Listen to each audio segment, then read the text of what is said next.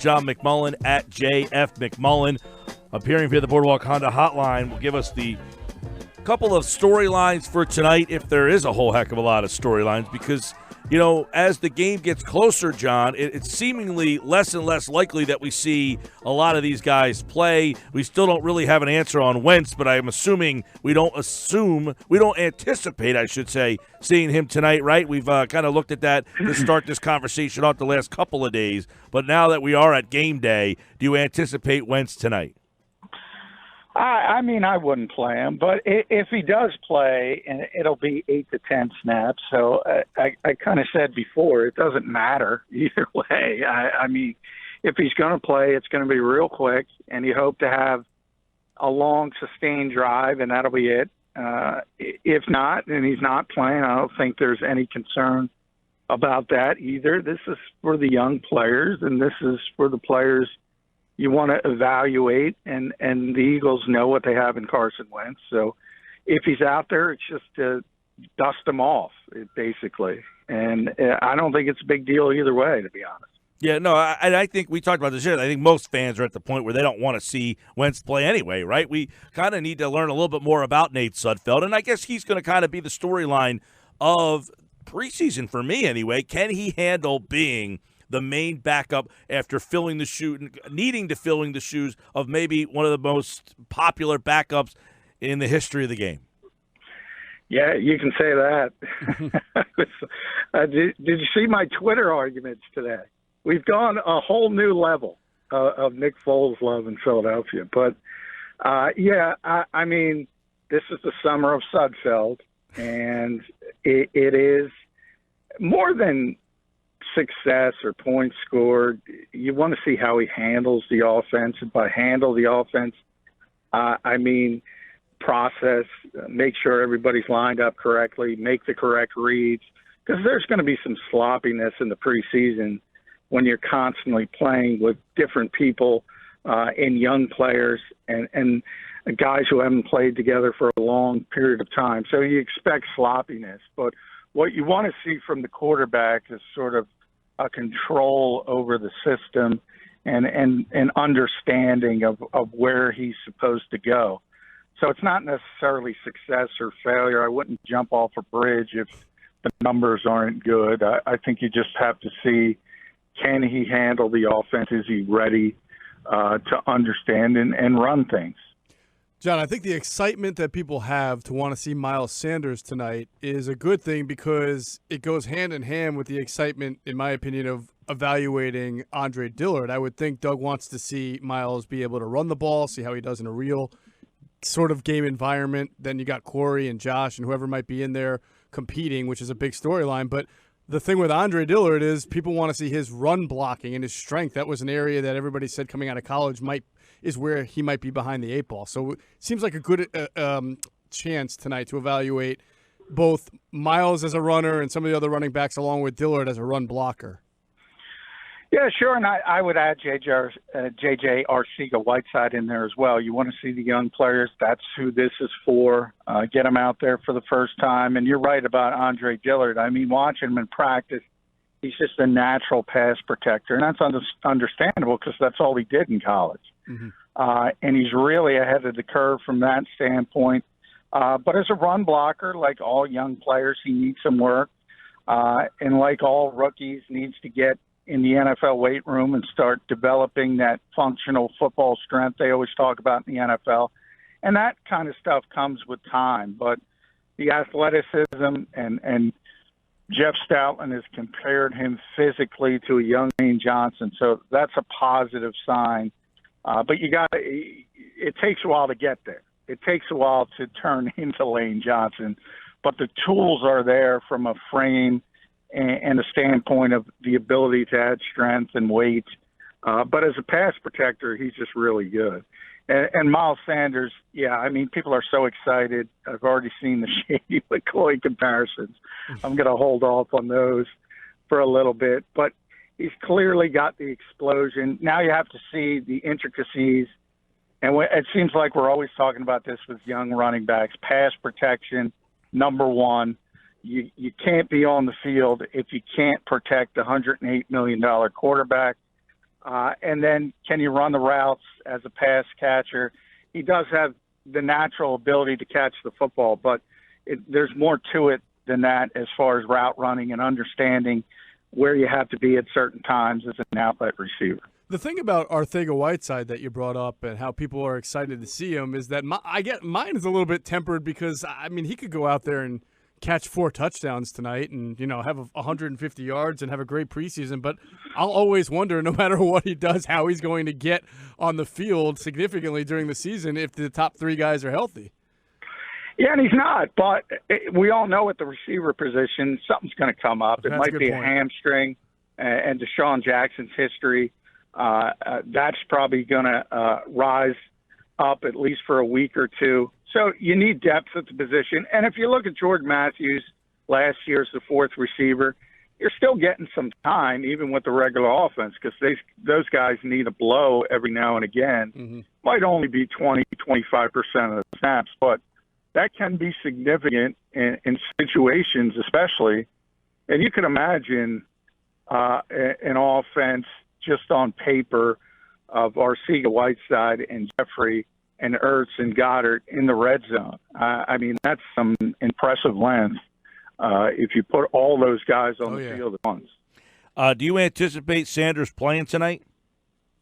Yeah, I mean, he's got to play. If he doesn't play, I mean, he's healthy. He was a little banged up. Remember, he scared some people and came off the field, but didn't even miss one practice. So he's healthy. And if these games aren't for rookies, I mean, who are they for? We might as well shut the whole thing down.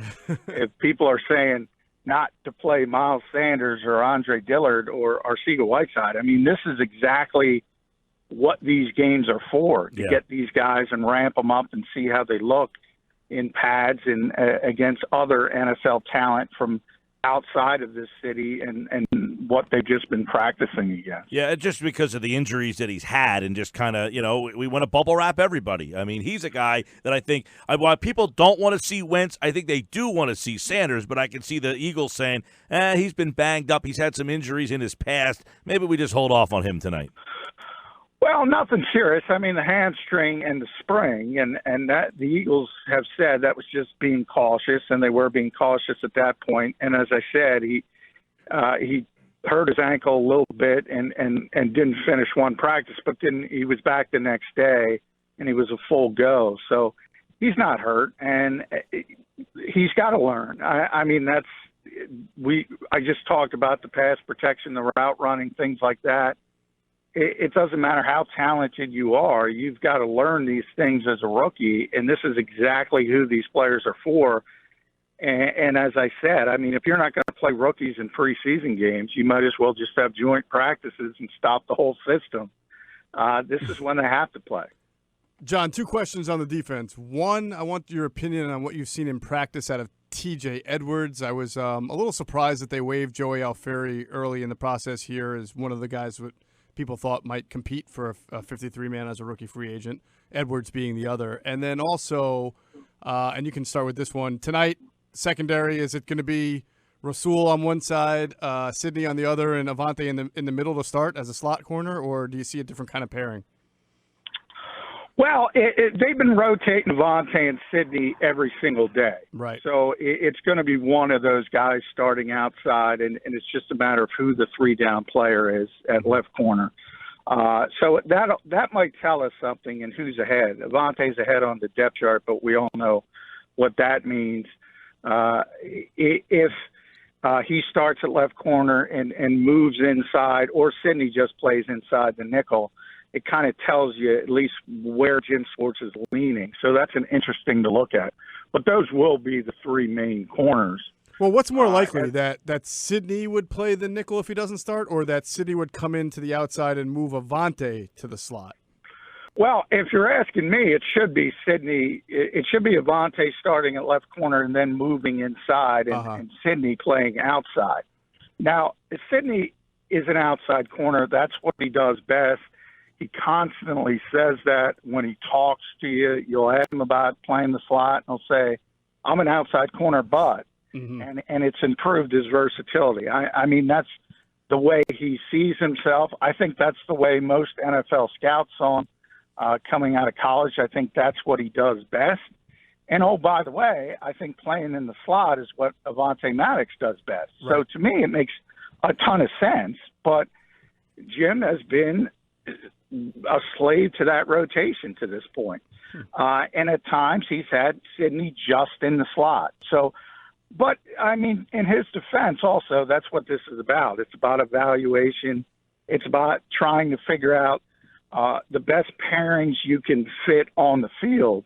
To me, it makes sense to have Avonte Maddox in the slot and Sidney Jones outside when you're playing in the nickel. But we'll see how Jim thinks. And then linebackers, T.J. Edwards.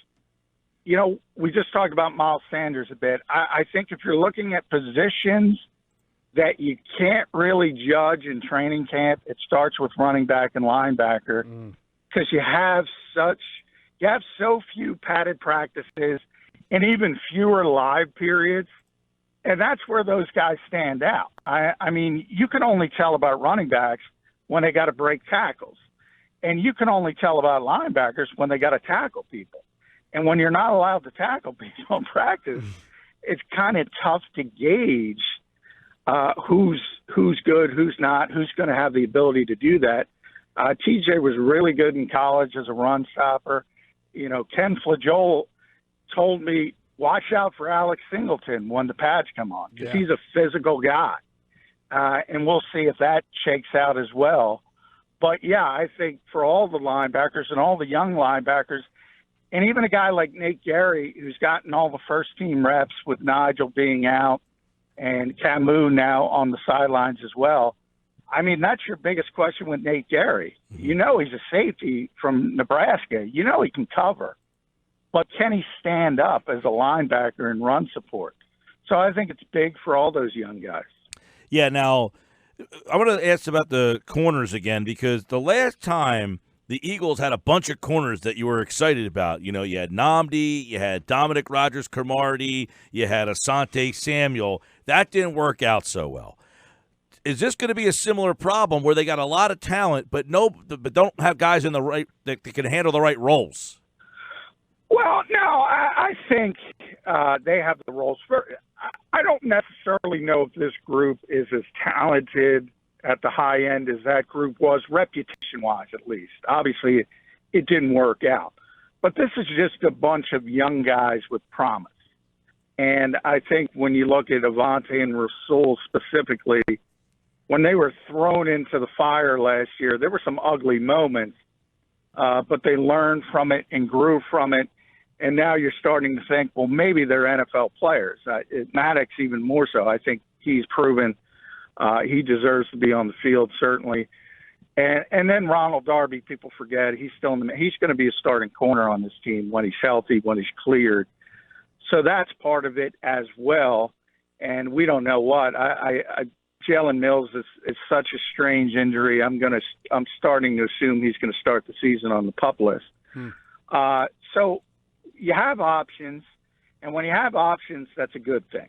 And it's a lot better than it was even at the beginning of last year. We had so much concern at that position because guys have developed. But I'm not going to sit here and tell you these are top-tier NFL corners. There's just a bunch of young corners, and Sidney's in this category as well, that have the potential to develop to be good players. John, there's a lot of excitement about Dallas Goedert. It's been suggested that he might even be better than Zach Ertz, or at least there was a column about it. They got people fired up, and I know people want to see him tonight, but I'm kind of thinking that, he'll be out there, but Doug's not about to reveal to the world everything he wants to do out of his new 12 personnel formations. I wouldn't expect tonight to be the night where we get to see Dallas Goedert as the Aaron Hernandez or Rob Gronkowski or whatever of this offense. That's not, or at all throughout the preseason. I mean, he's made this team. I would think you're going to see him used conservatively. Yeah, I mean, Dallas is already in that category of from their standpoint, a proven veteran player. So if he plays, and he'll probably play a little bit, it'll just be a cameo, and that'll be it. But yeah, I mean, there's no game planning. The offense is going to be very, very vanilla. and they're certainly not going to be rolling out anything that they're planning to do in a big way. And I think they are planning to ramp up their 12 personnel looks because Dallas is so good, and he's proven to them that he deserves to be on the field. And remember, they used 12 more than any other team in the NFL last year. Right. So they're just going to ramp that up. I don't know if it's going to be a full-fledged Gronk Hernandez situation, and that's going to be the base offense, because I do think Doug still prefers 11 personnel. That's his and oh, by the way, they have 3 really good receivers as well. So Nelson has had a really good camp. He seems really comfortable in the spot, and he's really athletic, and he's tough to deal with inside. And I think as long as he's confident in catching the football, he's tough to deal with as well. So it's a nice problem to have, but it is a problem for Doug, and we've talked about that with him since the off season. How do you make everybody happy with the football, getting them the football? The traffic is not going to be there for everybody each and every week, and that's something to keep an eye on.